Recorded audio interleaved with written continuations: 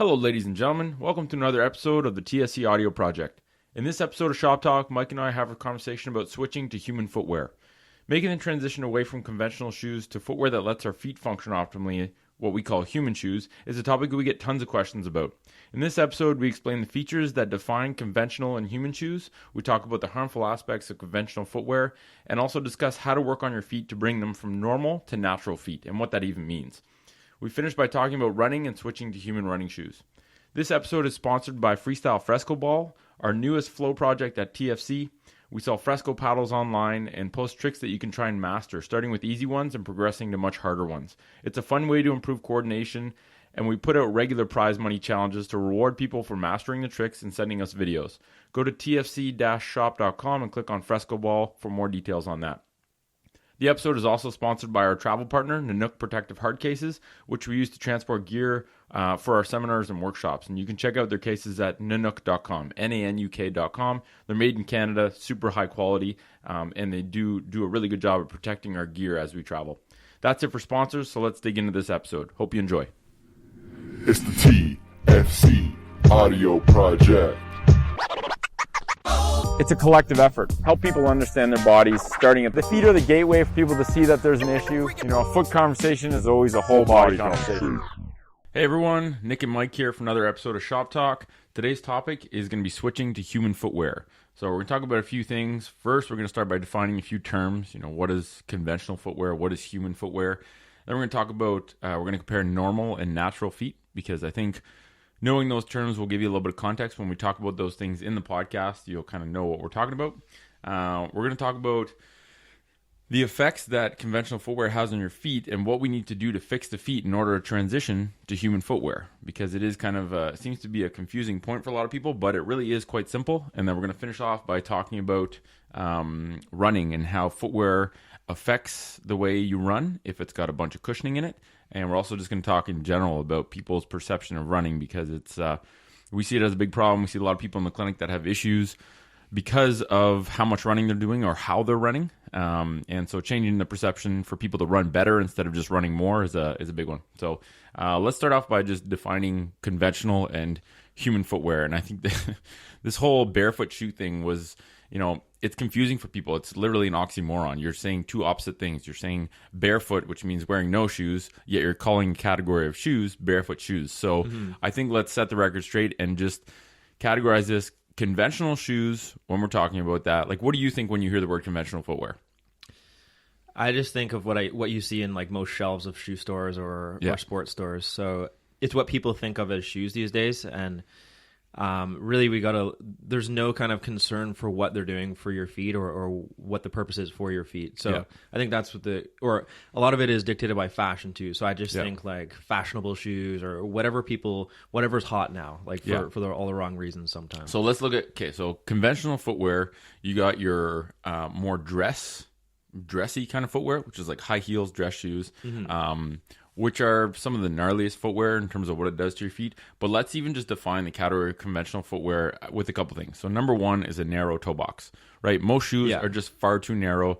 The widest part of the human foot should be the tips of the toes, and yet most footwear, if you look at it, is designed with the base of your toes being the widest part. So it's no surprise that all your toes get crammed together because it goes to a point. Which is still super weird to me. And it's the reason when I switched to more of a human piece of footwear, like I actually went down in sizes, because now your toes can actually make it to like the edge, right? Exactly. Or within the reason, like close to the edge of the shoe. Whereas before it's like you'd almost have to upgrade like 1.5, 2 sizes. So your foot wasn't jammed into that small toe box. So it was like sitting more in the middle of the shoe, which is super weird. It's like, why don't you just make the shoe fit your foot? But, but again. Yeah, I used to wear Chuck Taylors, and like, I don't know if you remember those. You had to go up like 3 sizes because they're so friggin' narrow in order to not have your foot be compressed as shit and be sore when you're wearing them. You literally had to go to like clown size shoes, and it was just so silly. It's like, why don't you just make them a little bit wider? I don't understand that. I've never, or people like say, or people having to order specifically wide shoes to fit. I have to order wide shoes to fit my feet. It's like everybody should be, like, why don't the companies just make that? But anyways. Okay, so narrow toe box. That's number one. Number two component of conventional footwear, heel lift, right? Humans are not designed to walk around on ramps all day. So why the hell do all shoes have a ramp? It's so silly. And you notice this when you stop walking around on ramps all day and then you go back to it. It's Yeah. super weird. Like at that wedding we were at, it's just like, whoa, it just changes the way I walk. I stand differently. So again, I'm using different muscles, but again, anything that it's very, very unnatural. Just eliminate any ramps, and that most shoes, like you say, have those. Even running shoes.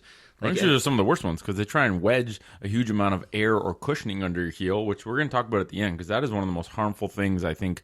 If you took runners as a category, one of the most harmful things for all runners is heavily cushioned footwear and the fact that it promotes you running in a very weird way that never occurs in nature, like never occurs with natural running technique. Where do you think that came from? I don't know if you know or It came from 1972. Bill Bowerman, Phil Knight. The heel in the shoes. Like why? I don't know. Well, the other day we had someone come into the shop and we were talking about dress shoes and basically showing this gentleman who I think was a lawyer comes in and one of the things he says is, I kind of like a heel lift. It makes me taller. I think that's part of it. I think it's legit part of it. Is like, okay, because that's for females. That's definitely a part of it too. Yeah, but for guys too, obviously. Because this guy, that was one of the first things he said. He's like, I don't mind the heel lift and it wasn't until he was described how shitty the ramp footwear is for his body and his posture and his ankle problem because he has tight locked up ankles and like big surprise, dude. You spend all day with your toes pointed in plantar flexion. How would you expect your ankle to move in the opposite direction? It just doesn't make sense. I honestly think that, but he didn't that's know. a big part of it. And like when we went to China there, it's funny because you'll see the shoes that don't necessarily have a heel lift, but they have like a platform lift, like 4 inches so of like silly. padding. So I mean that's making you taller too, but at least it's not putting you on a heel lift. And I would argue that they're both not good, but yeah. But again, I think that's a big part of it is people just wanting to appear taller, and for females that's a big part of it too. For males, it's just.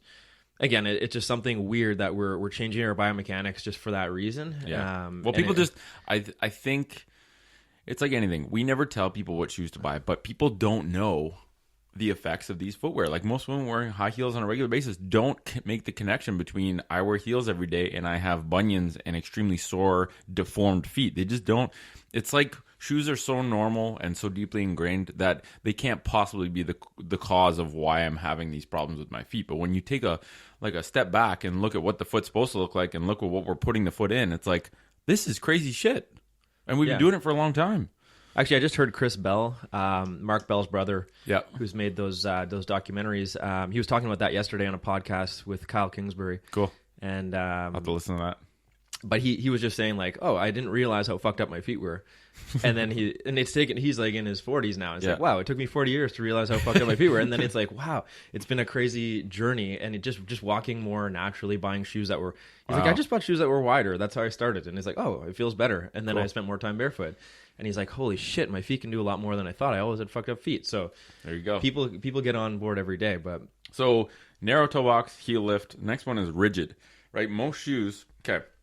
We talked about this in the seminar. Your foot is 26 bones, 33 joints. That means it's supposed to move a shit ton, right? A joint is only there because it's adapted to allow for movement. So if you have 33 joints jammed in this tiny little structure we call the foot, that means it's supposed to move a lot because it does very opposite jobs, right? It has to be mobile and adapt to the surface, but it has to also get rigid again to create a lever that you push off on. So that's a lot of very complex function of a small body part. So when you take a mobile body part, or a body part that's supposed to be hugely mobile, and you shove it into something that doesn't torsionally move or bend or twist, your foot gets stiff. I would say when you take a body part that's supposed to be dynamic and make it unable to be dynamic, make it static, because so you're taking away the actual dynamic function of it, and everybody who studies feet knows that the foot is very dynamic. It has to be both things. It has to be mobile and rigid. So yeah, it's just weird how people and this is a weird thing rigidity because I agree. If you work with feet, you should in theory. I mean, this is like basic knowledge with the foot. It has to be mobile. It has to be mobile. It has to be rigid. It has to be dynamic, like you said. Yeah. So how does someone that understands feet, like this whole podorthic industry, people that understand feet, that work with feet every day, yet they put people's feet into a rigid cast mold? Like how can they do both things? I'm sure these people understand the feet. They're very smart people. How can you put it into a rigid cast shaped kind of orthotic and assume that the foot's going to work? Yeah, it's just so weird. So I would say, and then what would you say the fourth? Well, the fourth one is thick cushioning. So if you look, Like the foot is a sensor. It's designed to sense the ground under you. So it requires the ability to take in sensory input from the ground and relay you information about the surface. If you wedge a layer of cushioning or a big layer of foam or an air bubble, your foot all of a sudden cannot be a sensor. You're putting a blindfold on top of your sensor. So narrow toe box, heel lift, rigid construction, and thick cushioning. I think those are the main 4 elements that kind of come to mind in my brain when I think of conventional footwear. And obviously there's degrees of that where really, really, really bad. You look at a high heel is kind of the most gross exaggeration of that, all the way down to most modern running shoes, right? You go to, it's funny, I used to work in a shoe store, and a lot of running shoe company reps will actually like torsional control or motion control. I guess one thing actually that I didn't add on there is artificial support, right? Like supporting the arch of your foot artificially is the easiest way to weaken your foot. Yeah, so if the insole is like bendy and like if the insole is trying to actually support the structure of your foot, yeah, versus just being like flat, just being flat of the shoe. So let's contrast that to human shoes. Okay, so we're creating this new term because we're tired of this whole barefoot shoe oxymoron. So human footwear or human shoes is what we call the footwear that we sell at tfcshop.com and what we call the footwear that we advocate for people to use. So let's go in the same order. So if conventional shoes have a narrow toe box, human shoes have a wide forefoot, because the widest part of the natural human foot is the tips of your toes. So that's part number 1. Part number 2 is flat, no heel lift, because humans aren't meant to walk around on ramps all day. So making a shoe flat or zero drop or neutral, whatever you want to call it, make it so that it's flat, so that your heel is no higher than your forefoot. I think that's a big one that a lot of people underestimate how important that is for your posture, right? Like if you're messing with the foundation of your body in terms of lifting your heel up, that has effects all the way up to kinetic chain, all the way up to like the base of your skull, right? We just don't notice it, but you're putting all the Jenga blocks in weird positions. Mm-hmm. Third one is, conventional has rigid construction. Human footwear is flexible, right? Like we always do kind of the party trick in the shop where we take a shoe and we twist it, we bend it, and there's really no restriction to it in most of the shoes that we carry. So having it be super, super flexible so that there's no inhibition to proper movement of your foot. The next one is no cushioning, right? Having a sole that's as thin as possible to allow the most sensory input, and also not to blindfold your foot sensor and let it kind of soak in all the info that it can. And then the third one is no artificial support, which kind of comes from the flat sole. Same thing. So human shoes made for human feet, which brings us to another question, our next question, and that's almost kind of comparing normal feet to natural feet. Because I think using the terms conventional and human footwear and also using the terms normal feet and natural feet allow for a quicker conversation without having to give caveats or descriptions to all these things. So because I think the end goal of this is just how do we transition to using these shoes for the right purposes to allow us to get towards these natural feet we're talking about. So let's start with, when we say normal, we don't say what the feet should be. We're talking about what people's feet are commonly present as, or commonly present normal as. So, is what the vast majority of people that we see have, right? Normal means the majority. So normal is not a good thing in this case. It's just what most people have, right? Why? Because most people wear conventional footwear, so you end up with normal feet. Or we could say like common feet. It's the same common thing. Feet, yeah. It's what people come in with, right? And the major parts that I think of there are squished, weak, stiff, and lazy. So let's just say squished, weak, and stiff. If you spend all your time in narrow footwear, your foot is squished. Your toes are jammed up against each other. Mm-hmm. Your big toe angles in. Your little toe hides under the other toes. Weak. Why? Because if you spend your whole day in footwear that supports the arch of the foot, all the muscles of your foot don't really have to do their job anymore. So your foot gets weak. And we don't challenge our feet. So when you don't bear weight through the arch. So how's the arch supposed to be strong? We're not loading our foot like it's supposed to be loaded over time. Part of that is like these artificial surfaces we're always on, but part of that is just not being barefoot a lot, mm-hmm. right? And or doing things with intent with your feet when you're on your feet. So again, that's a big problem, and that's being conscious. It's a lifelong thing too. It's not just something that just happened. It's something that starts as soon as we start to wear shoes, and which is pretty damn young. Which is young in a lot of cases. And if you see somebody who's gone, there's like two different paths. You see these. The pictures that we put up from the people in tribes in the Amazon who've never worn shoes, and mm-hmm. it's a whole different story. And that's years and years and years. Now, mm-hmm. It doesn't take years to restore that, but you see what happens over years of time when your feet are just doing what they're supposed to be doing, and they look a lot different than what normal, what we consider normal these days. Basically, I agree. Like when you get someone in with natural feet that are strong and mobile and are doing what they're supposed to, like, I get shocked. It's probably like it's less than 5% of patients that I see, right? Which isn't that surprising, but we're seeing a subset of people who clinically are in pain and musculoskeletal pain, so it might be a little different. But I would estimate sub 10%. Right? Yeah, you don't see it very often, even with friends, family, all that kind of stuff. So normal feet, squished, weak, stiff. Natural feet are the opposite of that, basically. Wide, strong, and mobile feet. And that's what like you said, people that are in the Amazon that have never worn shoes, their feet look weird in the context of we're used to what feet normally look like, or what people commonly have in terms of what their feet look like and how they function. So when you see a foot that's like super wide, splayed out, none of the toes are touching each other, the toes are thick, the foot is muscular, right? Most of the feet that I see in clinic, and I'm sure you're the same, look like emaciated, atrophied feet. They're very bony. You see all the tendons. Like, you're supposed to have feet that are full, right? They're muscular. There's a lot of muscle there. And they're very, I find when somebody really knows how to use their feet, very, very reactive in nature. Like, they're standing on their feet or moving, and they don't even know they're doing it, but you'll see their feet, and they're just feeling the ground. Intuitive. It's intuitive, and they're making all these little adjustments, whereas, like you say, the lazy part of it, you take somebody's shoes off who's not used to doing that, and the feet are just kind of, along for the ride. They're just doing whatever, and they're not being reactive and involved in human movement when the person's not even consciously aware of it, because like you say, the more you use it, it just becomes ingrained. It's like the function of your core too. You don't have to, if your core's working right, you don't have to cue it to work right. It's just doing its job when you pick something up, when you lift. So I think natural human feet, like, and we talk about the foot core is just so reactive, and it's just doing things right on the spot whenever is needed, whenever you need stability, whenever you need mobility. It's there for you, and it's just doing its thing.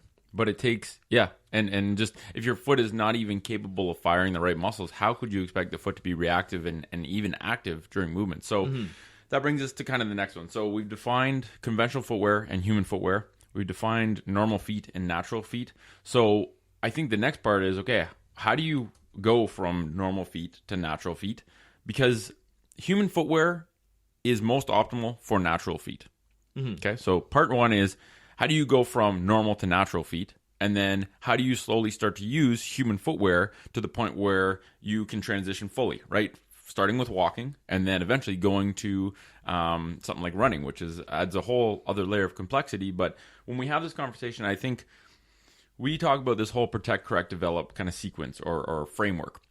And I think when you're switching over, so if you're trying to go from normal feet to natural feet, the first thing you want to do is protect, right? Get rid of the things that are causing you to have problems with your feet. And that is ditching footwear, that is ditching conventional footwear, right? Trying to get away and wean yourself away from conventional footwear and from orthotics, because both of those things will stiffen, weaken, and compress your foot. So getting away from that is number one. And doing it the right way. I mean, I would argue that the whole way along this path, you need to. Everyone is individualistic. You need to use pain as your guide, and we'll maybe get into that a little bit later. Yep. You need to use other metrics as your guide, fatigue, tightness, all of these other things, because it's not just as simple as getting rid of them, but the end goal. But that's the goal. Is getting because a lot of people that I see are like, okay, I'm working on my foot 30 minutes a day, but I haven't changed my footwear. It's like, okay, the thing that caused your foot to be weak and stiff is the footwear you're wearing. So if you're working on your foot for 30 minutes a day and you're wearing that footwear for 8 hours a day, you're still losing the battle. No, exactly. So at least I agree with what you're saying, where it's not like you don't just flick a switch and then immediately ditch all your other shoes and go to human footwear. But you're fighting an uphill battle, and I have a few patients like you're saying with that in mind. It's like you're treating their Achilles tendinopathy or their plantar fascia, and then they go and spend like 10 hours a day in rigid dress shoes, like as a lawyer. So it's like, okay, well, yeah, we're fighting an uphill battle there. But as long as they know the information, right? They know, and it's not to say that they have to ditch those shoes, but they should know, okay, the next time I buy footwear, I'm probably going to look for something a bit more functional. Yeah. As I'm doing this, I'm going to try, okay, for every hour I spend in this shitty footwear that doesn't let my foot move, I'm going to spend an equal amount of time barefoot, or just make your everyday shoe that you go for walks in, that you walk around the yard, we'll go for a walk with your dog or whatever. If that is a good piece of human footwear that allows your foot to function properly, that can help to offset a lot of the time that you might spend in dress shoes or conventional footwear that you haven't transitioned yet. So that's important. I think that's a good window in when we're talking about the transition is, without getting too deep into like techniques for mobilization, all that kind of stuff. Like find a window where you can spend a bit of time barefoot and see what happens. Yeah, just go barefoot. That's the cheapest, easiest thing that everyone can do. Go around, start around your house, and then, like you say, maybe get something. Maybe you're wearing your same shoes all day long, or find another window. Maybe go for a walk outdoors with a piece of barefoot footwear, right? Or we're calling it human footwear now. Yeah. I think another window in is like, if you're training, let's say in a gym setting, try it out. Try out using like a pair of, either more minimalist or completely human footwear when you're doing your regular training. And I think that really gives you, or do a little session on your own. Maybe you do like a little training session around the house after you do some help, some restorative work on your feet, because it allows you to get moving and see what your feet are supposed to be doing while you're doing other stuff. Like, let's say you're doing squats or whatever you choose to be doing.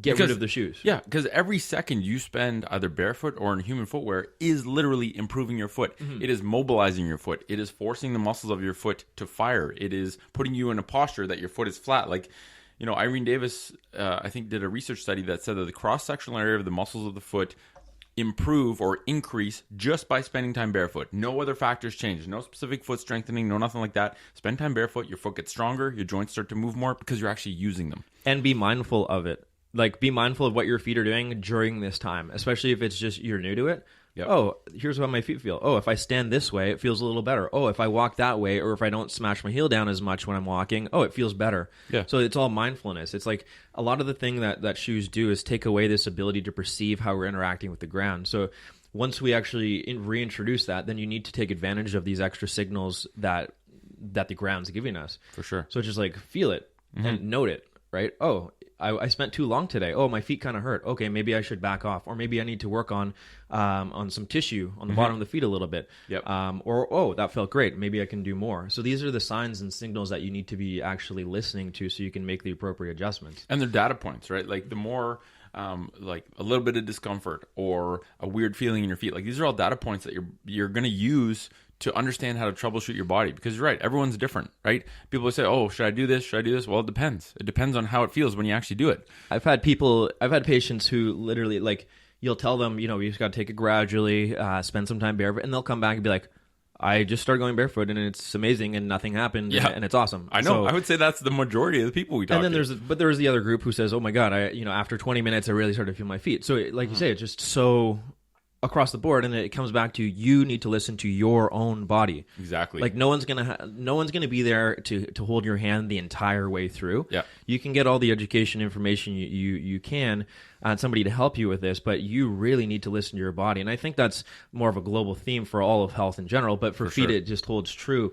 Listen to your body. And that's what, I think that's a big role of ourselves as health professionals, is help people understand how to interpret the signals they're getting from their body, right? Because you're right, we can't be there to hold their hand. We can't be the translator for every single sensation that they get, but we can be the people that help them understand, okay, here's what too much feels like. Here are common feelings that you might get. And it doesn't mean that what you're doing is bad or needs to be stopped. It means you have to listen to that, interpret that signal, and then make an according change based on where you are right now. And that'll change as time goes on. But I think that's very empowering, right? For people to understand. If they understand that having a little bit of discomfort in the feet is okay when you start to go barefoot, then the emergency bells don't ring off, both in terms of pain, in terms of the brain sensing there's a threat, but also in terms of their sense of control over being able to modulate what they're doing to troubleshoot things, right? Like it makes our job way easier if you just describe to people, this is normal, this isn't. Work your way through this. You're not going to do any permanent damage. The worst thing that's going to happen is if you overdo it, you're sore for a day. Ooh, whoop-de-doo. Self-regulate yourself. Exactly. It's just like, and again, the amount of times I've gone on a few pretty long hikes this summer with more minimalist footwear on, and it's like, yeah, I've woken up the next day sometimes with a little bit of discomfort, and it's like, oh, okay, cool. So that makes sense. Like to me, yeah, I put it together in my head. I went on a 4-hour hike on rocks and stuff. I'm getting there's a little bit of soreness here and a little bit of tension in my calves. Okay, cool. Work on that. Give yourself a little bit of relative rest. And okay, a few days later, it's feeling good. Okay, that's cool. Next time you do it, it's less. So it's just never, like the thing I wouldn't do is wake up the next day and say, oh, I'm going to hit it again or I'm going to do more today. Like it's just like, listen to your body. Yeah, exactly. So if we talk about human shoes are optimal for natural feet. if you have normal feet, you have a little bit of work to do in order to reclaim natural feet as you make the switch to human shoes. So this isn't like one or the other. You don't have to have perfectly mobile feet or strong feet in order to switch over, but it has to be worked on at the same time, right? As you're switching your footwear, you need to be working on your feet. And I think this whole thing of, oh, well, the shoes I wear right now are really comfortable. And it's like, okay, that's part of the problem, because sitting on a couch is comfortable for a lot of people. But if you sit on a couch for 8 hours a day for 10 years straight, you're probably going to have to get your joints moving and get your muscles working when you get up from that couch. Your feet have been in couches for most of your existence. So there's a lot of things that are comfortable. To fix them. Yeah. Sitting in a lazy boy and having somebody wheel you around all day would also be comfortable, but it wouldn't mean do it's your good for body you. any good. Exactly. Okay, so and like that's this whole stupid shit with this Ottawa Citizen article talked about pick shoes by comfort. It's like, well, no, that's a terrible metric. Pick shoes by understanding how your feet function and make sure that the footwear you wear or you purchase reflects allowing your feet to function like they're supposed to. Don't go based on the most comfortable piece of footwear, because then these Hokas with 8 inches of friggin' cushioning are real comfortable, but they're also terrible for your feet. Make your actual feet feel comfortable. The goal is to allow your actual feet to feel comfortable, because once you do it, that feels the most comfortable. Yeah. Would you like barefoot feels the most comfortable? I agree. And everybody who transitions to barefoot says, well, yeah, I have to wear shoes when I go out, but I'd rather be barefoot. Exactly. Because it feels the most comfortable. And it's about changing their perception of what comfortable means, right? Comfortable doesn't mean allowing your foot to do absolutely zero work and have zero movement. Comfort means allowing your foot to do what it's supposed to and support you like it's supposed to. Because that's like, I agree. Barefoot there's nothing that you can compare to barefoot. Although as technology improves, as material technology and footwear manufacturing improves, we're going to get closer and closer to barefoot when these footwear companies get their head out of their asses and start to realize we need to make shoes that are centered and focused around letting the foot do what it's supposed to, instead of just trying to put out the newest and greatest form of cushioning and try and market it to people. That's interesting to note that, like, make your feet comfortable being on them. Yeah. Because I think that there's a reason why people kick their shoes off. Oh, kick your shoes off on, when you're on an airplane, or so they inherently know. They know. It feels better when there's nothing binding my feet up. But then it's like when we're on them, it's a different story. So what we need to do is you can have that feeling while you're on your feet you too. You need to get used to it. Yeah. It's like everyone knows that it feels better to have nothing on your feet squishing them. So okay, so issues to address when you go from normal to natural feet. First one is stiffness. So, I always tell people, if you have a joint, but the joint doesn't move, the muscles that cross that joint go to sleep. They go on holidays. Because why? They don't have to do anything anymore. That joint doesn't articulate. There's no muscle action needed to actually move that joint, so the muscles go away. So step one is like get your hardware moving. If you spent all your time in footwear that doesn't allow your foot to articulate, all the joints of your foot get really, really stiff. So step one, and the way that we demo that is, number one, get away from shoes that are stiff, right? Protect your foot first. But number two is you can actually mobilize your foot and mobilize the joints and reset a lot of these tissues that have just gotten tighter or just kind of asleep. And that's, there's videos at tfc-shop.com of taking a lacrosse ball to the bottom of your foot. And one thing that I've found with my patients, the minimum effective dose is 2 minutes twice a day for 2 weeks. 2-2-2. And I find after those 2 weeks, people feel a tangible difference, right? Your foot's not perfect, but you will feel a difference if you're consistent enough to do a minute rolling your foot up and down, a minute rolling your foot side to side, twice a day for 2 weeks. Super powerful to remobilize and just reset your whole foot. And you can use other stuff too. Like I was out for a hike on the weekend with your brother actually, and we found these big metal like tubes or beams. They were probably like 4 or 5 inches wide. And we were just like standing on them and like rocking back and forth. And we both had our Vibrams on. Yep. And your brother's like, this feels amazing. Like, he's like, I just heard a few like clicks and pops and cracks in my foot. My foot feels amazing just doing this. He's like, is this good for me? He didn't know. He's like, is this good for my feet? I was like, yeah, it's amazing. Yeah. So we were just there for like 5 minutes, just rocking back and forth on them. That's awesome. And it's like, yeah, so you can use like, literally it's just getting your foot moving over different surfaces. Because back to like, human-made surfaces are very just flat and mundane and no textures, nothing. They're very boring. So a lot of times, like, again, back to the Amazon, like, you're walking over different stuff. Roots, like, one of the biggest things I do on hikes now is I'll purposely walk over roots. Because and even like angled rocks, I find. It's almost like a massage tool where you can walk over it. You're like, okay, I'm going to walk over this so that I can like put some pressure in certain areas of my foot, see if I have any tender spots. Exactly. But also get my brain used to putting pressure on one spot and being comfortable with that. That's it. So use nature, use natural surfaces go out into a path or into the woods and walk over stuff. Like see how your feet respond when they're not on flat concrete or artificial surfaces. And that's another good way to naturally start mobilizing your feet, all the while being in more human shoes during the process.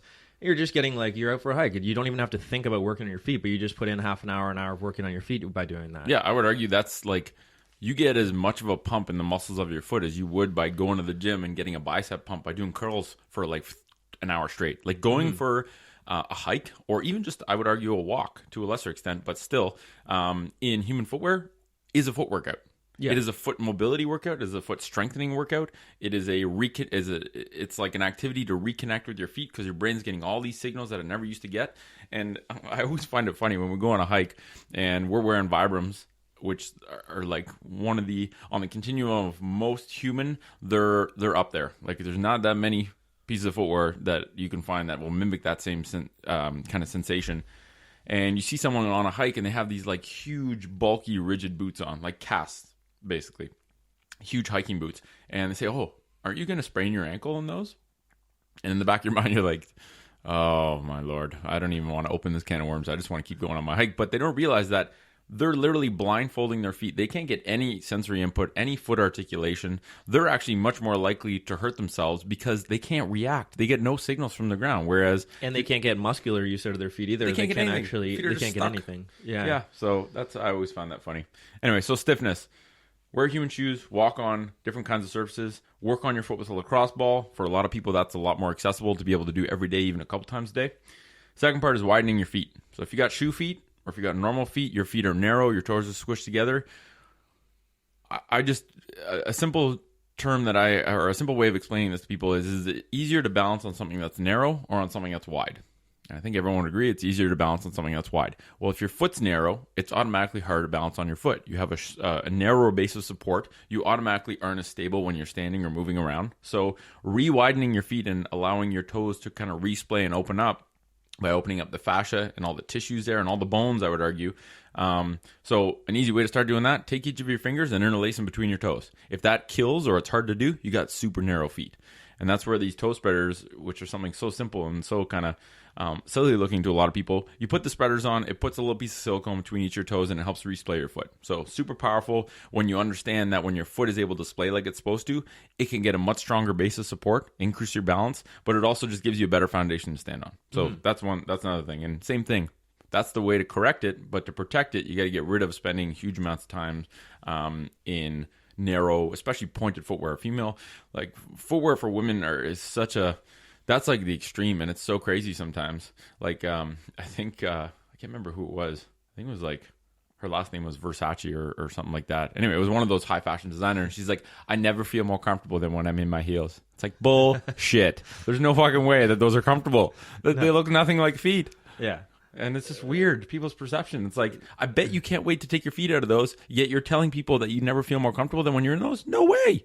Stop lying. It's funny when you used to go out downtown and you see people at the start of the night in their heels, and then at the end of the night they're holding their heels. Yeah. And there's like literally people walking barefoot on like dirty ass concrete downtown. Yeah. I love it. That was a great sight. Yeah, and it's awesome. It's like, oh, okay, why? And it's just like everybody is just going barefoot, dirty feet. It's like, that's what happens. Or you see girls just getting the stanky leg when they keep their heels on.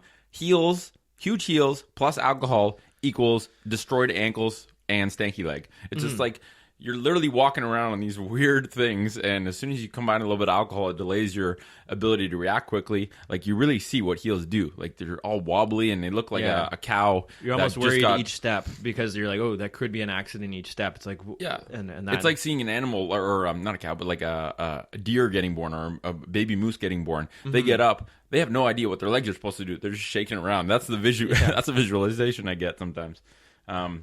Okay, so we talked about mobilizing your foot, talked about widening your feet and opening up your toes. Next one is strengthening. And this is a pretty easy one because, yes, you can do movements like short foot and actually work on activating the core of your foot. But I think just getting away, it's more about taking away the things that give us problems than it is adding a bunch of new shit to do. And we talked about this before. If you get away from artificial support in footwear, if you get away from supportive orthotics, you're automatically strengthening your foot. You're automatically getting the muscles to work and do what they're supposed to be doing. And then using them with a purpose, like back to that. So then go into your normal training regimen. Maybe it's going out for a power walk. Be very mindful of your feet. Maybe it's going to the gym and strength training. Be mindful of what your feet are doing when you're on the ground. Use your feet. Again, learn some of these concepts like short foot or rooting, and just start to put them into play and feel how much more stability you can start to get, or what your feet are actually doing for you when you're on them. So I think that's just, without, like you say, without getting into the nitty gritty of like, oh, do this and that exercise or do these 10 exercises, just do any given exercise with more mindful intent of what your feet are doing, and you're going to be strengthening your feet along the way. And give them the opportunity to actually do that by just making sure you're wearing the right kind of footwear, or you're spending time barefoot. Like barefoot is king. It's one of those things where it's so simple and so easy for people to people with the worst, stiffest, laziest, weakest feet can start by spending 5 minutes a day barefoot. One of the things that really throws me off is when you see people on Instagram like demonstrating stability exercises and then they're wearing like these like thick ass running shoes. It's like, dude, if you're really wanting to work on stability, get those off your feet. I know, like, it's so crazy. It's super weird because you're just taking away like that. I don't know, like that foundation that you can achieve. Like maybe it's 10%, 20%, whatever it is. You're taking away that ability for your feet to participate in that stability network. I know, it's so weird. And then you're demonstrating a stability exercise. So and you still see it all the time. And you see people that have that a lot of people are looking to for advice, right? That have a big following or that are looked at as quote unquote expert or a good source of knowledge. And you look on their feet and you're like, dude, you don't understand how feet work. You see the bottom of the shoe moving around while they're trying to like a single leg deadlift. It's like, what the fuck's going on here? Oh yeah, it's so weird. And I think that's, we talked about this before we even started the podcast. It's like everyone is so caught up. We talk about shoes a lot, but everyone's so caught up with the shoe conversation of, oh, what's a good shoe? What's a bad shoe? It's not a shoe conversation. It's a foot conversation. It's like the real core of what we're trying to preach is like, do your feet actually work, right? Shoes require a mention because they're a big reason our feet are so messed up. But the conversation is really a foot conversation of, does your foot do the base requirement of what it needs to do to be a functional body part as your foundation and as your sensor for movement? Exactly. That's the question. Can it handle the load of your own body weight? Can it get you through the world handling your load and being loaded when you do any given thing, any given movement, any given activity, walking, running? Your feet needs to be loaded and it needs to support you. So what is your foot doing? And I think that maybe a good time to transition into like, how do we go to using more of a human shoe for either like I think we should start with walking and then running. Running will be the big hot topic because it's so controversial, and it really shouldn't be controversial. It's like if you use logic, it really should not be controversial, and we'll get into that in a second. But I think that for a lot of people, once you just start the process of getting your feet out of shoes, like you say, protecting them from the things that are cramming them and weakening them, stiffening them, start with implementing like walking and walking all day long in something that's allowing your foot to articulate like a normal foot something shoe. That's functional. And that's like, or even going out on an hour or half an hour like walk. Like I said, that's like walking in a barefoot shoe. If you're not used to it, it's effortful. Human shoe. Yes, I know. I keep saying this shit too, but we'll get it. But that's effortful. Like if you're on concrete, and if you're or wherever you are, it's just like you're going to be working that much harder, and you're going to have to be that much more mindful of what you're doing. And people discount that, which is not a bad thing. No, this is not a bad thing. People are like, oh, I gotta make sure I don't step on glass. Well, yeah, don't step on friggin' glass, dude. But that makes you be mindful of where you're actually stepping instead of just having your feet be on autopilot. Maybe you have a little bit of conscious thought and look at the ground that you're about to step on in your peripheral vision. So exactly, it's not a bad thing, and it's harder muscularly too. It's harder for your system. So when you're walking, you have to be. It's almost like your body has to suspend itself more, so it's lighter and more efficient as you're walking, because you realize that when you start walking, you're being often very sloppy with how you're walking and kind of just hurling your bones into the ground. And That's when that happens, visual, hurling your bones. When that happens with padded shoes on, you're not getting that feedback. And it's I forget who was talking about this, but if you plug your ears or put in earphones, you can hear it. You can be like, you can hear boom, boom, boom. boom. And then if you change the way you walk, you'll hear that become a lot fainter. And that just means like, oh, I'm using my body in a slightly different way, and I'm interacting with the surface of the earth more efficiently. Yeah, exactly. So that's a good way in, and I think that's a good way in for even those wanting to transition to running. Don't discount walking. And walking a lot, walking on different surfaces. How about this? Walk before you run. I think that's a pretty standard thing. Start with, don't go straight to barefoot or human footwear and go for a run. It's like maybe start with walking. Maybe start by spending time barefoot. Have some sort of prerequisite mobility and strength in your foot before you go and load up your body 3 times body weight by jumping in sequence for X amount of kilometers. Like running is so we'll talk about running in a sec. I think listening to pain, I think, is one last thing I want to kind of touch on, because when you're switching to human footwear, number one, you can probably switch way quicker than you think. Number two, one of the big elements is working on your foot as you're switching over to human footwear. And I get this question all the time, should I buy a bunch of transition shoes on my way to going towards human footwear? And what I've started to tell people is, instead of buying a bunch of intermediate shoes, just go straight to the human footwear, but slowly incorporate their use, because you're probably going to use them way faster than you think. Minimal shoes are not human footwear. They're just a little bit less of the conventional shit. So they're a little bit wider, have less cushioning, have less support, but they still have all that crap. So go straight to a human shoe, but slowly incorporate its use as tolerated. And that whole as tolerated asterisk really depends on, like we talked about before, troubleshooting your body, listening to pain as a signal. If your feet are hurting, is it, getting an understanding of, is it a good hurt? Is it a global, muscular soreness like it would be after you did a heavy day of deadlifts? Because starting to use your feet to support themselves and to move the joints, there's going to be a period where your feet are going to be a little bit sore, and it's not a bad soreness. So it's helping people understand what's a good soreness, what's a bad soreness. Well, if you're limping, that's a bad soreness. If there's acute pain in one specific spot, that's a bad soreness. Maybe it means your foot is not yet able to work like it's supposed to and you're overusing certain areas. So I think people just need to understand, pain is an indicator that you're doing something you're not quite ready for or is not good. But it doesn't mean ditch the whole process. No, exactly. because that's what people think. Oh, I've tried it. I've tried it. Now I'm going to put my orthotics back in. Oh, I tried it for that week. Really, you tried it for a week? You need to give this. You need to give this time. And like you say, pain in and of itself is not bad. That's the example of that hike I was on. It's like knowing. Just getting attuned with your pain system is also a big part of it. It's like, oh, okay, when I do this, that can happen. In past, I've done this to take care of that, and it improves, and then it goes away. It just, these kind of things, you got to work with your body with these things. But again, use pain along the way as that just that helpful guide. Don't push past into that threshold where. It's like anything. And don't cover pain up. Don't take a bunch of drugs to block out the pain, because that is your guide. You're literally, if you're going through a forest and you're lost and you have a guide, pushing the guide off a cliff into the river is really not a good way to find your way. It's listen to that guide. Use the guide. Don't. Because maybe the guide's annoying sometimes. Yeah. He cracks some bad jokes. Yeah. You get mad at him sometimes, but he's taking you where you want to go, and then you push him off a cliff, and then you're like, oh, now I don't know where to go. You want to go down an advanced trail, and the guide's like, nah, man, you're not ready for that. You can't do that. I'll screw you, man. Yeah, I would rather put up with a little bit of annoyance so I can actually have that guide there for me. Yeah, so I can actually find my way in the end.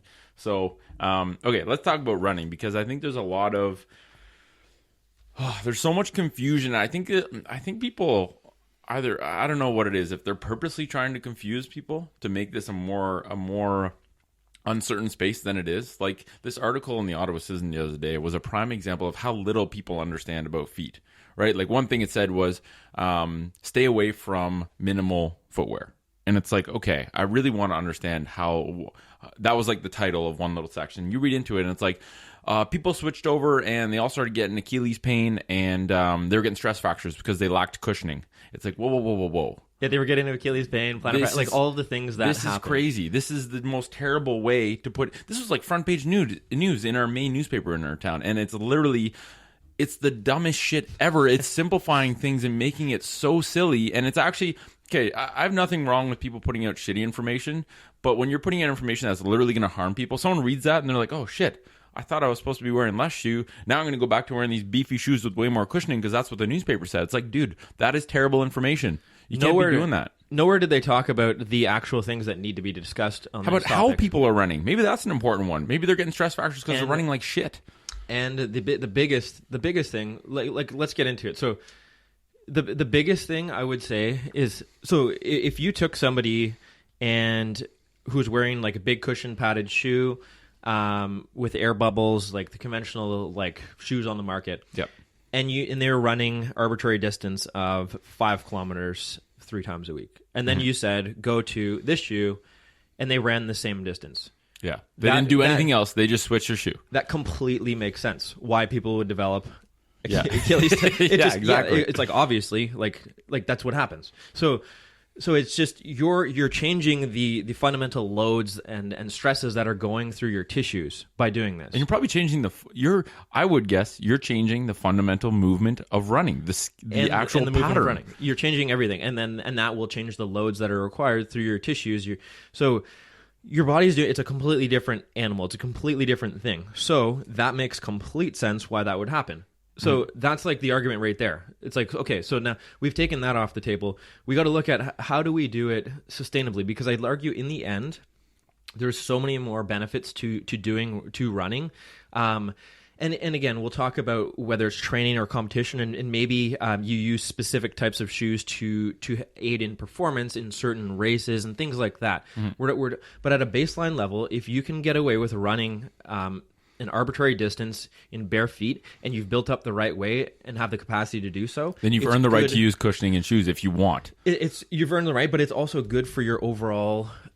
It's all good for your overall training, health, technique, musculature, tissue tolerance, everything. It's like a test. Everything. It's like a check rein. Okay, am I running well or not? I don't know. Let's take my footwear off and see if I can run barefoot. If you can, it means you're probably running with optimal. It doesn't mean you're running perfectly if you can run barefoot. But if you can run barefoot without problems in terms of causing your body pain or feeling very, very strange, then you're probably running okay regardless of what kind of shoes you wear. Because let's put this basic premise down.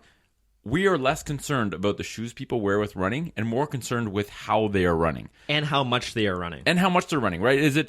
It's not...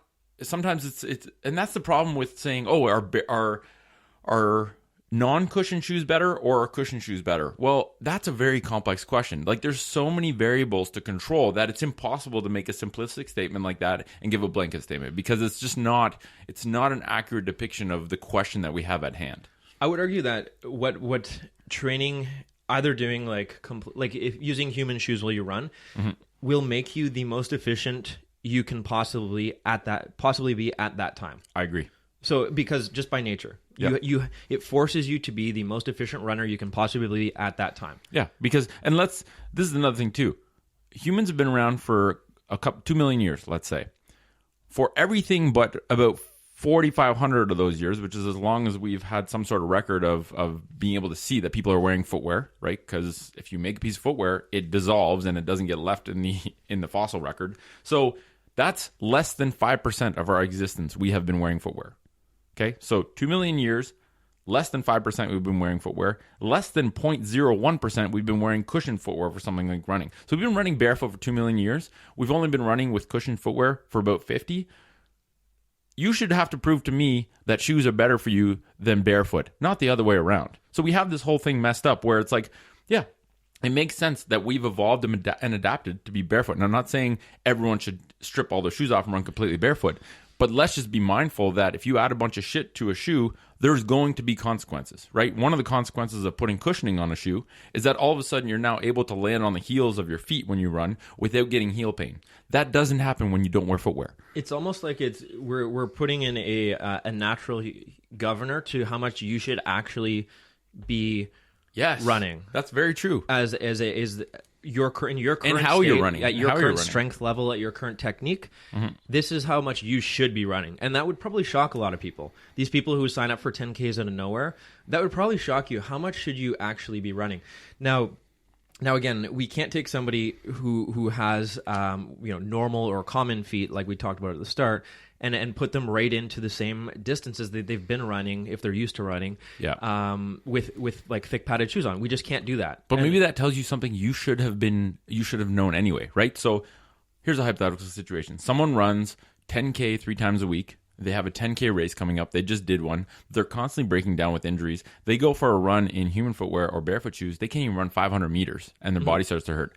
maybe that's an indicator you shouldn't be running 10 kilometers 3 times a week. Maybe Exactly. that means you have to do work so that 10 kilometers you run doesn't end up breaking you down, which those are the exact kind of people that have recurring injuries every year, multiple times a year. So it's like, Build it back up slowly. it's like a test. It's a very good test. No, I'm not saying you should run completely barefoot or switch over to human shoes right away. But if you cannot run 1 kilometer barefoot, yet you run 40 kilometers, 30 kilometers a week, there's something going on there. We should maybe make like that would be a good indicator. Like, okay, what is the distance that you're training for? What are the distance that you run? You should be able to demonstrate me that you can get away with a small percentage of that in like, let's say, bare feet or a barefoot like human shoe. Yep. Because that just demonstrates that you have the capacity to run in that fashion, and you have a baseline level of tissue tolerance. Now, like I said, it's just a process of building back up. And then when you put shoes on, does that change the way you run? Because if it does, that's a problem. Because that is the whole padding and cushioning thing. It directly takes away where it becomes a performance limiter is when it starts to take away from feel and proprioception on the ground, and takes away from what your feet are actually able to do in terms of the muscular use of them, the elasticity of your actual foot and the arch, the windlass mechanism. Like, when your feet is actually not able to do the what it should be doing well and act as a spring as you run, all the things it should be doing, once that's taken away from you with a shoe that starts doing that, or once feel and proprioception is taken away, then that becomes a performance limiter in terms of your actual fundamental technique of running. Yeah. Not necessarily gross distance, because again, I could put on like, air bubbles and probably go for longer in the end. But is that the ultimate goal of myself? Like, I could pad my whole, like, we could take that conversation to the extreme. Like, we could literally put you on a hoverboard and get you in future when technology allowed for it. So you're landing with 1/5 of your body weight each step. Like, we could do all these things and say, okay, well, that's not, people aren't getting hurt much. But again, it's like, how far down that road do we need to go? I think my brother also made a good analogy, and maybe talking about from the powerlifting community or lifting community in general. He's like wearing these shoes, with a little bit of padding in them. It's almost like wearing a belt when you're lifting. So, and he's like, everybody in the lifting community knows that you don't use a belt all the time for every set you do, because that would be stupid. Because what is the belt doing? The belt's assisting you with creating some more stability through your spine as you're lifting load. But what it's also doing is down-regulating, and it's affecting your ability to naturally create that stability. So the back to what the governor is what can you lift using your own body, not with a belt helping you. Exactly. So every powerlifter will tell you, only use your belt sparingly around competitions, for your heavy sets. Only use them when you're testing yourself. They'll tell you that. And it's like, you'd be dumb to use that belt all of the time for every set and every rep. So the same thing can maybe be thought of shoes. It's like, and maybe we talk about that, like where there is a time and a place for a slight amount of cushion in your shoe when you're doing like more, if you're competing. Taking that same analogy, when you're doing a competition, you're running a distance you haven't run before, you're going for time.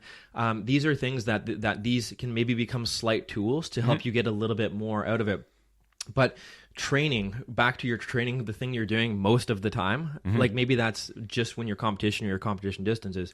Most of the time under load should be done in your natural form, because that's building up your natural tolerance. And it self-regulates. It doesn't let you, if you put an air bubble under your foot, for a lot of people, it lets them run way more than they should be running. Exactly. And they don't get pain while they're running, but they start to break down over time. And they start to develop these shitty movement patterns in terms of you're running in a way that, I don't care who someone is, if they tell you a heel striking pattern is efficient or safe, they're misinformed.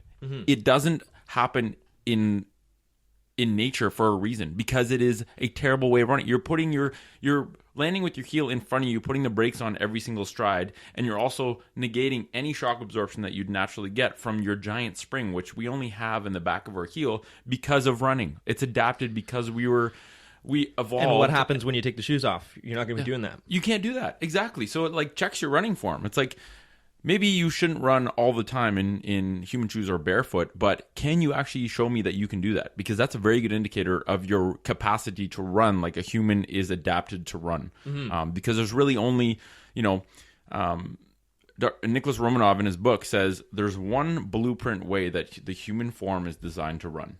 And if you look at sprinting versus distance running, the only change is the amount of forward lean. But the actual form, if you look at Usain Bolt and the world record holder for the 10K, they run the same way. There's a sweet spot for efficiency. Yeah, and the more genetically gifted you are, the better athlete you are, the more you can veer away from that blueprint way of running without, sacrificing too much in terms of performance and injury. But if you go too far, you're going to get injured, and you're not going to be at the highest level. It's just a fact. That's the thing. Actually, I just had to back to that. Like, so if you're using shoes for a specific, it always should be, what is your purpose for using the things you're using? Yeah. What are shoes for? They're there to protect your foot, and that's it. Yeah. And if you're using it for the wrong reasons, and if your purpose is not on point, then we should have the conversation of maybe getting your purpose back on point. Mm-hmm. It's the same reason. Like, back to the weight belt example. Like, I used to see dudes when I went to a big box gym wearing literally a weight belt doing bicep curls, like wearing a weight belt for the whole workout. And then you'd be like, why are you wearing that, dude? Let's say, well, I have back pain. It's like, okay, so you're wearing this so you can squeak out more reps with bad form, but you have back pain. Let's strip all of that away. Okay, yeah. Let's fix the reason why you're getting back pain, because that's probably the reason why you need to wear the weight belt, or perceive you need to wear the weight belt. Yeah. And if you just transfer that over to running, it's like, why are you wearing thick padded shoes? Because my feet hurt when I run, or because something hurts when I run. It's like, okay, let's go back to the basics. How are you running? How much should you be running? Yep. Are you doing it the right way? And all of these things. And then, what are your reasons for wearing a slightly more padding? Oh, is it to get a little bit more economy out of my run when I'm trying to hit a record time because I use running as my sport? Okay. And now and what is your reason for going more human shoe style in my training? Oh, it's to build up my natural tissue tolerance and to build up my running technique and efficiency, so that can then spill over to my performance in my actual runs. Okay, that all makes sense to me. That makes sense. But I think it should all make sense to the person using it. And we shouldn't use shoes. A lot of people are using these cushion shoes, like that article said, to cover up stuff. Mm-hmm. Again, it's the same thing as the orthotics episode we talked about. Don't use this stuff to cover up stuff. Your body shouldn't be hurting, and you shouldn't be trying to patch it up with bigger pads. Exactly. Because then where's the limit? Yeah. Like, you can be wearing 8-inch air bubbles under your feet, because that's where you've had to go to in terms of your reliance on cushioning to be able to run without getting instant pain. It's like, let's just, you're right. We just have to check. Okay, well, let's just have a conversation about, and running is one of these very weird things. It's like, okay, I want to run faster times, so I got to run more. No one thinks, maybe I got to run better. Running is a skilled movement. It's a complex skilled movement. Maybe you should work on running better. Yeah, running better by running less and working on the skill of running more. And that's another thing. Like, I've listened to the Jay Deshari on Movement Fix podcast, and he's like, most runners think they need to run more, but there's this famous running coach called Jack Daniels, and he was saying that, great name. He was basically saying that runners have it all wrong. You should be running the least amount you need to get the most results, and play around with different energy systems and stuff like that. Yeah. But most runners need to think about running as the least amount they can get away with the best form they can possibly do. Because once you sacrifice form for distance, you've got it all wrong. For sure. Once you start to break down, and that is the biggest thing that's sacrificed. Technique is sacrificed for distance. Yeah. Distance does not matter if technique is not there. It's exactly. It's irrelevant. And it's in the health community. It's so binary and so backwards. Okay, if you go to your doctor and you're like, "Oh, my knees hurt when I run," what do I do here? Doctor doesn't know how to fix your knees or why the knees are the problem. An easy cop out is, well, don't run. Your knees hurt when you run? I got a solution for you. Don't run. It's like, there's no conversation about, that'd be like someone coming in and saying, when I deadlift, my back hurts, and saying, well, don't deadlift. Maybe there should be a couple of conversations. Number one, how are you deadlifting? Because if your back looks like a rainbow when you deadlift, maybe that's the first thing we should solve. Instead of just throwing out the baby with the bathwater and saying, well, don't deadlift. It's like, well, how are you deadlifting? Okay, your form is good. What's the next question? How much are you deadlifting? How frequently? Are you deadlifting 500 pounds when you have no right doing that? Are you deadlifting 3 times a day, every single day? Like, how much loading are you putting through your body? Let's have a conversation about the variables. Control the variables, and a lot of times you don't have to scrap running. You just have to, number one, how are you running? Number two, how much are you running? Let's modify those 2 variables. And I have never had a problem with, I've never had a patient rather that had knee problems or had pain somewhere that we couldn't modify their running. Yeah, sure, they're not going to be running as much. And they're not going to be running. They're going to have to work on some things. Like, they have to work on the root cause of the problem, which is usually their hips don't work and their shoes are letting them run in a way that they're not supposed to run. So, and they're not used to that much load at that period of time. But I think, and that's another thing I want to touch on, is that these arbitrary race distances that we've come up with have altered the mindset of the running community. So we've made up these distances. So 5K, 10K, half, and full. And we call them marathons. Yeah, so 4 distances. That's all you got. So, and then we can talk about like ultra running and stuff like that. But we've got pretty much these 4 mainstream categories: 5, 10, marathon, half marathon, and full marathon. So, first of all, where do these come from? Second of all, that is messing with people, because the amount of runners be like, yeah, I just started running a month ago, and I signed up for my first 10K, and it's like, oh my god, like you signed up for 10K, you just started running. Dude, like, you shouldn't be running 1K. No, you it's should like, be wait a minute, whoa.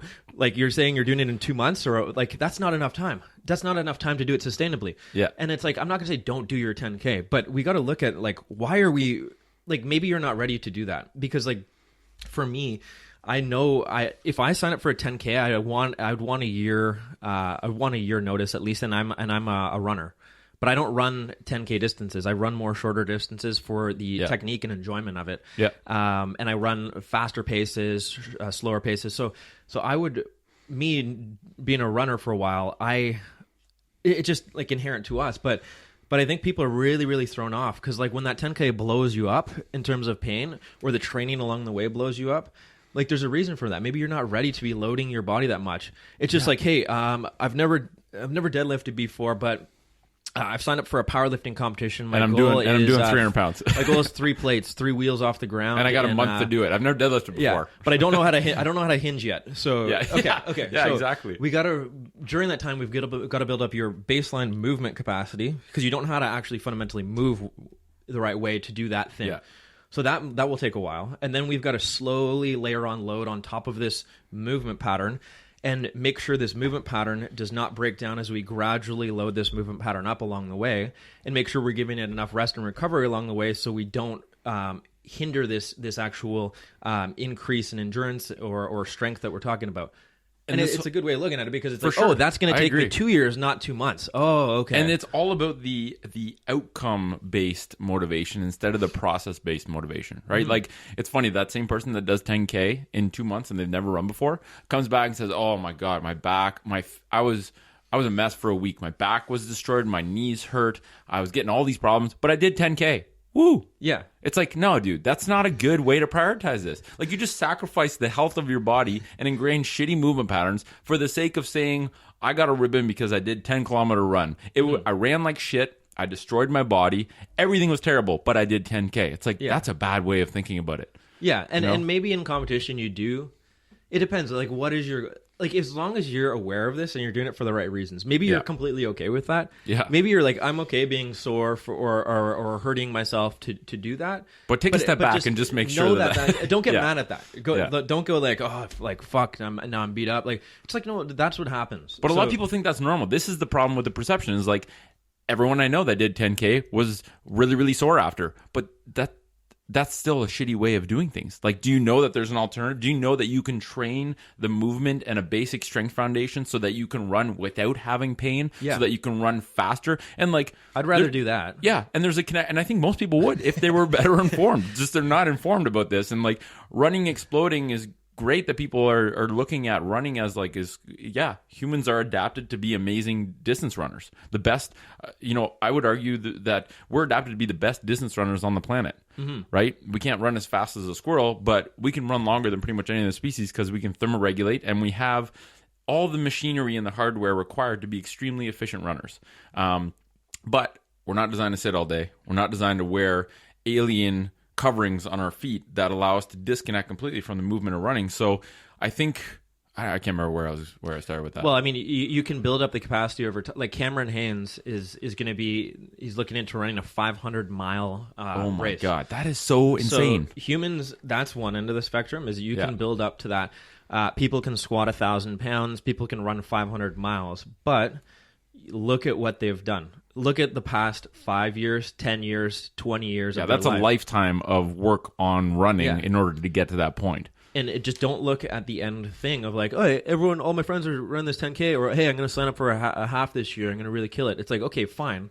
but just understand, like, are you ready for that? And is that something sustainable? Or and are do you know what be... you need to do to prepare? Because it's not just run every day. It's work on things that go deeper than just the movement of running. Work on, that's what I was talking about before, is just work on a baseline level of movement capacity, right? Make sure, do your hips move like your hips are supposed to? Because that's probably, your hips are important when you run. You should probably make sure that they work like they're supposed to. And if you sit all day and don't do anything about opening up your hips don't work like they're supposed to. Exactly. So let's address that. You even got to go deeper than the actual running stride and say, like, do my parts move? Can I control my parts? Exactly. And then do I have a fundamental baseline amount of strength to control my parts as I do things like day-to-day human movements? And that's like should be like checkbox number one for people. But oftentimes you'll ask a runner to do like a simple like single leg mini squat, and you see just like some bad things happen. Like it's just like, whoa, okay. So we've got a fundamental problem with being able to control our body parts. Yet we're asking our body parts to control themselves in this running pattern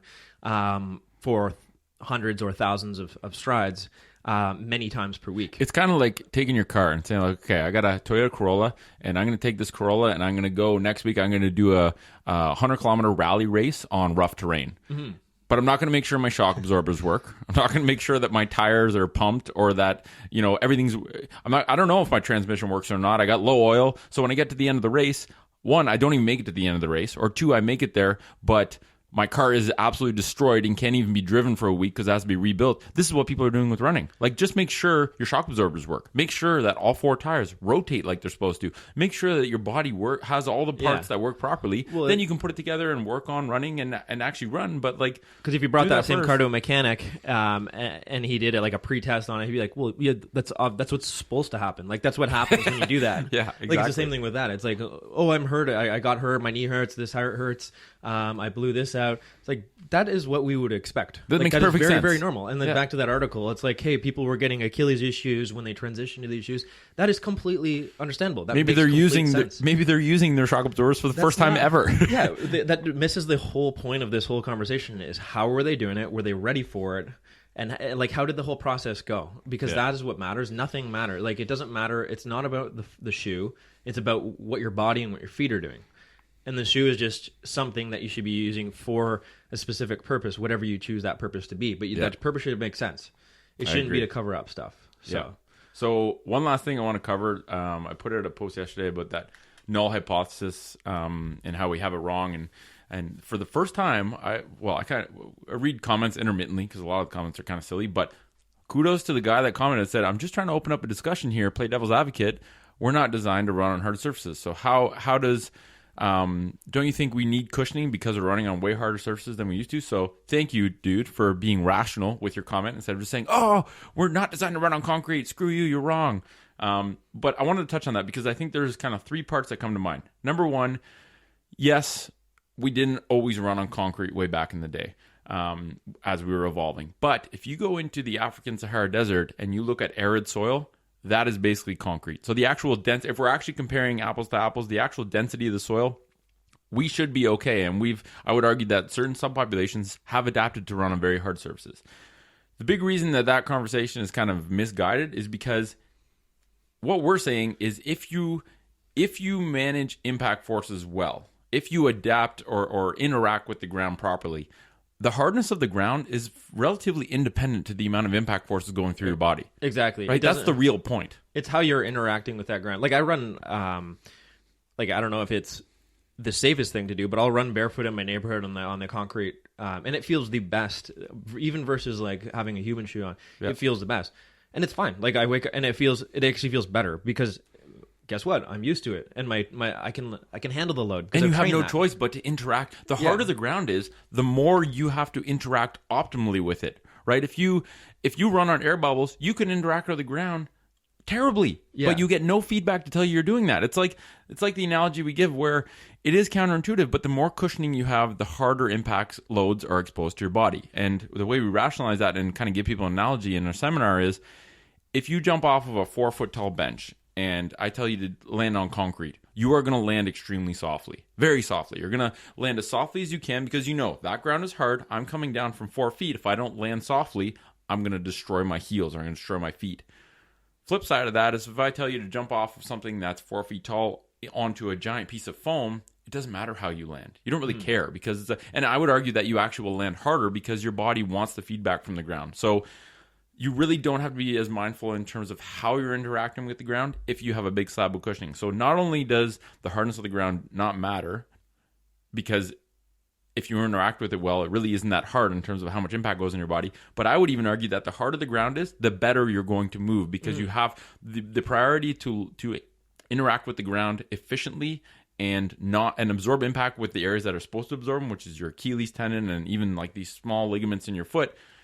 That's a big factor. And I would say, like, it's hard to put a number on, like, if we'd have to, like, analyze, like, the hardness of substances back in, like, chemistry class. It's like, this substance is 0.3 on the ratio of hardness scale versus, like, I don't think that it probably matters to some extent, but I would say the fact that you run differently is the big factor, right? Yeah. If you heel strike on hard versus slightly soft surfaces, yes, that's going to change things. But what we're saying is, if it's a soft surface, you're likely to heel strike, which makes it extremely hard on your body. If it's a hard surface or you don't have a huge slab of cushioning, you forefoot strike, which makes it very soft on your body. So they're totally different movements. Yeah, and it's loading too. Like, maybe I would say, like, yes, maybe I can run, maybe I can run completely barefoot on, like, grass or like a track with a like slight amount of give to it for 10K, and maybe it's 8K with on concrete. But fundamentally, like, maybe we can talk a slight difference in terms of, like, tissue loading potentially. Like, again, we don't know this, but I'm just throwing this out there. But again, it doesn't matter. Like, you can get away with if you're running well, it doesn't matter as much. Diamond, or you could run on, like, complete warehouse concrete. Maybe you can run slightly less on that, but if you're running efficiently, it doesn't matter. Exactly. It's not like, I can run away from the point. I can run 10K on grass, but then as soon as I step on concrete, I get hurt. It's like, no, that doesn't happen. It's just a tissue tolerance thing again. Yeah. And in the end, it really doesn't matter. Like, again, back to, like, what is your goal for using them? And again, maybe you do, like, a little bit of cushioning for your 10K races that you do, so you can get a little bit more out of it. And if you run properly, that's fine. That's fine, as long as you know. But again, don't let the shoe start to rob you performance, because as soon as I put on a pair of my old running shoes, it feels like shit. It's like what the hell? I can't feel anything. I don't know how I'm interacting with the ground. I find like somewhere in between, like one of the more minimalist models that can give you a little bit more padding would be something that I use very, very light and still feel light, like all the other components, light, wide, flexible, exactly everything that make sure you're not sacrificing everyone else, everything else, and then a slight bit more padding, so I can get away with a little bit more distance, because it modifies the stress strain curves going through my tissues. Okay, that's and I would still argue there's a ceiling, right? Like there's a ceiling because then I can't feel anything if I go too thick. So okay, let's wrap this thing up. So just to kind of summarize, number one, conventional footwear, human footwear. Conventional has a narrow toe box, a heel lift, rigid construction, thick cushion, artificial support. Getting away from all that, going to more human footwear, which is the best kind of footwear for natural feet. And most people have normal feet, which are squished, stiff, weak. And natural feet are wide, strong, mobile feet. So switching over to human footwear, one, requires you to work from going from normal feet, which are really stiff, weak, and squished, working towards natural feet. Spend time barefoot. Be mindful of what you put on your feet, because it affects how you move, especially with something with regards to running. So if you're running, no, you can't transition overnight and do the same running volume as you were doing before and expect no problems. But being able to and having the capacity to run in a human shoe or even barefoot is an indicator of how well you're running. So use that as a guide. And through this whole process of transitioning, use discomfort or pain as a guide to make sure, like, listen to that. It's telling you something. It might be telling you that you're not interacting with the ground well. It might tell you that you have a little bit of work to do in terms of building up this baseline strength in your foot or this baseline mobility of the joints of your foot, right? If your feet, the longer you've spent in conventional footwear, the longer it can take to transition over to human footwear. But in general, what we found to be true with the patients that we treat and the people we talk to is that it doesn't take as long as what most people think. And your feet adapt very quickly. They're very robust. And as long as you're doing everything you should be doing to work on them and try and really do an honest effort to wean away from supportive orthotics or really, really rigid, stiff, narrow footwear, you're doing everything right. And then you just got to be patient. And that's it. So anyway, thanks for listening, folks. We'll catch you guys next week.